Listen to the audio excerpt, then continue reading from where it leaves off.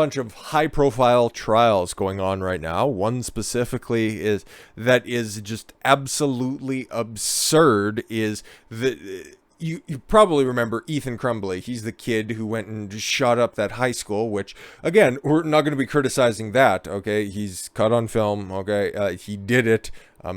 A bunch of kids are dead because of it. I wouldn't even bother with a fucking cell. Just it's a life that's going to be wasted anyway, so just fucking get rid of them. It doesn't much matter. There's only 15 years invested. You can just go ahead and replace that in a decade and a half. Not a lot lost when it comes to this fucking head case. But a Michigan district attorney decided to charge the mother and father of the kid. This is fucked. It'll always be fucked until these charges get... Well, they won't get dismissed, but until these people are found not guilty, because they didn't kill anybody, okay? And if the kid's getting tried as an adult, which he is, how can you hold the parents responsible for the actions of somebody being tried as an adult in the system? It's opening up a wide fucking berth of opportunities for the government to just do some fucking whack shit, charging people for things that they didn't do because they're related to somebody, okay? Because if you think that it's just going to be specifically, oh, okay, your underage kid did something, therefore you should be held just as accountable for that. If you think it's just going to stay for that, oh boy, you haven't been around long enough. So these charges, man, it was shocking when they first came up. And then, of course, just seeing the state exercise their power on this. Oh, buddy, as is always, fuck the state. Michigan school shooter Ethan Crumbley's parents are ordered to stand trial for manslaughter. Fucking why? They haven't killed anybody. Mom and dad laughed and told the teen to suck it up when he was asked to see a therapist because he was hearing voices. Court hears. Okay, cool. So the court said that the parents did something, and they can run with that narrative right now?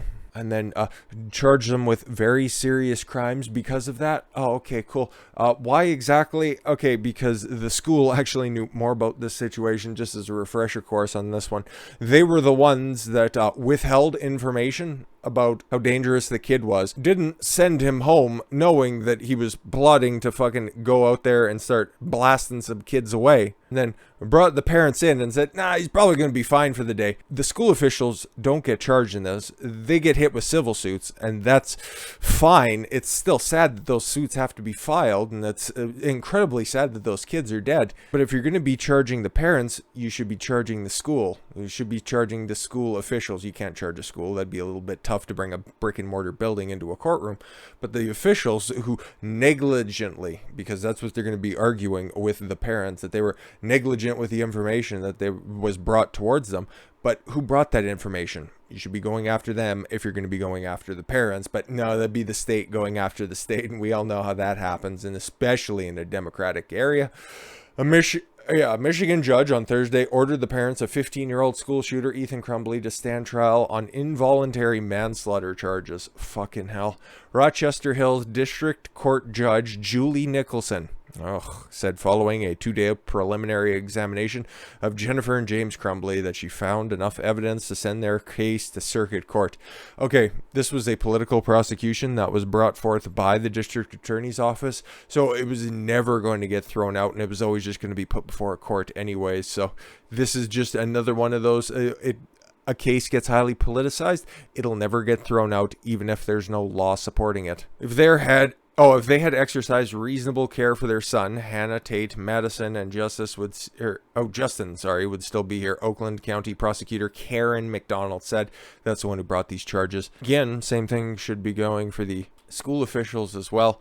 Referring to the 4-slain Oxford High School students, it was a direct result of this gross negligence. The Crumbleys' attorneys have insisted the couple didn't know their son might plan an attack and didn't make the gun easy to find in their home. Exactly. What exactly did they do to warrant these charges exactly? Oh, they knew things. Okay, cool. Thought crimes. Thought crimes are now in the court. That's great. Crumbleys are accused of making the gun used in the November 30th shooting at Oxford High School. They're accused of making the gun. Cool. They are also accused of failing to intervene when Ethan showed signs of mental distress at home and at school, which the school brought to them, and they also refused to do it, including talking about seeing ghosts torturing birds and detailing a plan in his journal to rape and kill a female classmate. He also expressed his admiration for Adolf Hitler and Jeffrey Dahmer. Did he also listen to Marilyn Manson? He sounds like an edgy kid. This is all before he shot people, because you can't just explain that away as just saying being an edgy kid. But sure that, yeah, prosecutors revealed earlier this week, probably presented in the most favorable light to,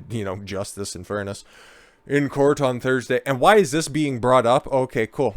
Why are you holding the parents responsible for what the kid writes in his own personal journal? What he's doing in his own free time? Maybe he looked up to Adolf Hitler because he liked dogs and had a fondness for blondes. I don't know. In court on Thursday, prosecutors revealed that Ethan kept a 21-page notebook in which he wrote about wanting to carry out the biggest school shooting in Michigan history, and that his first victim would be a pretty girl with a future, reported the Detroit News. Okay, cool. This is great evidence to bring up in Ethan Crumbley's trial, not his parents. What are they supposed to do about this? The couple's defense team argued that they were not aware of their son was planning a school shooting because they are not privy to his text message exchange with friends. Exactly. Ethan Crumbley is charged as an adult with first-degree murder, assault with intent to murder, terrorism, and gun charges. Fine, good, fucking throw away the key. Doesn't matter.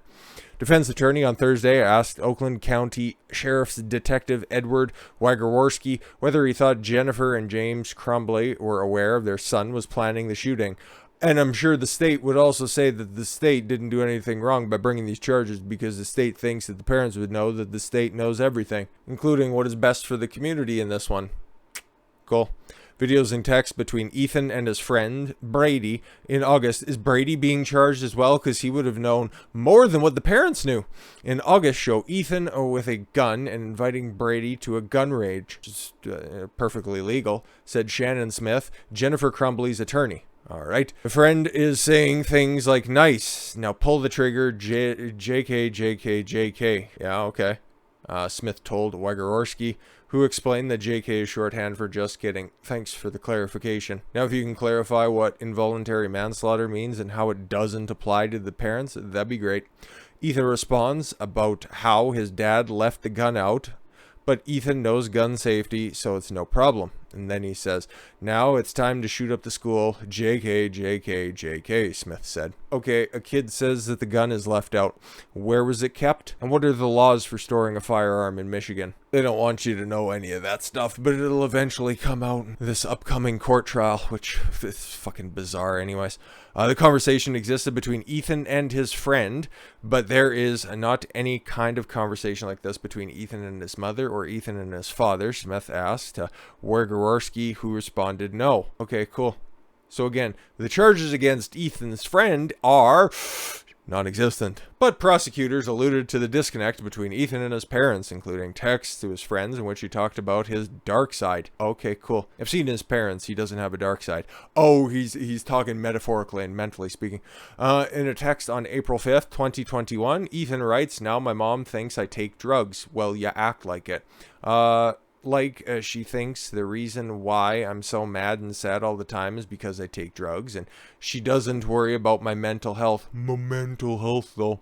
Assistant Prosecutor Mark Keast said, and then writes, they make me feel like I'm the problem. Okay. My mom makes me feel like a piece of shit. Again, this is just a kid complaining about his fucking parents. Is this a actual reality? Or is this just a fucking bitching and whining between friends? I actually asked my dad to take me to the doctor the other day, and he just gave me some pills and said, suck it up. My mom laughed when I told her. Okay, cool. Is there any way to verify this? Another text message to a friend. Ethan said that his mother had nearly found a decapitated bird's head he had been keeping in a jar under his bed. Holy shit, my mom almost found the bird's head. Nearly found. Okay, the teen allegedly wrote, Jesus Christ, my heart is pounding.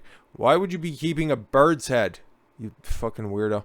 A day before the shooting, the school left a voice message for Jennifer informing her that a teacher was concerned that Ethan had searched for ammunition online using his phone. Again, super illegal. And all of this shit, while it is fairly cumulative, it's also circumstantial and only seems bad, in in retrospect because he shot up a school. How many kids every single day look up ammunition? The sheriff's office's computer crimes investigator testified during the first day of the court's preliminary examination on February 8th that Jennifer later asked her son in a text if he at least showed the school officials a photo of the gun the parents gave Ethan as an early Christmas gift. Well, I'm sure that's the full context of everything. We've been over this too. It's just been a minute before all this shit went on anyways. And yeah, those are the kids that are dead, and it's fucking sad. The Crumbleys are jailed on $500,000 bond. The case against them is highly unusual because the parents are rarely held criminally responsible for teens accused in mass school shootings. I would say instead of highly unusual and rarely held criminally responsible, they are never, and this is incredibly suspect. Crumbley's attorneys have insisted the couple didn't know that their son was homicidal and might be planning an attack. And again, that's not illegal and didn't make the gun easy to find in their home. And again, reckless storage of a firearm. If you want to charge your parents with that, okay, fine. There's a case to be made for that. But then you got to take a look at the Michigan statutes when it comes to storage of a firearm and if they violated that. Unbelievable. Last month, Ethan Crumbley's attorneys filed a notice of an insanity defense. Oh boy, it gets funnier from here.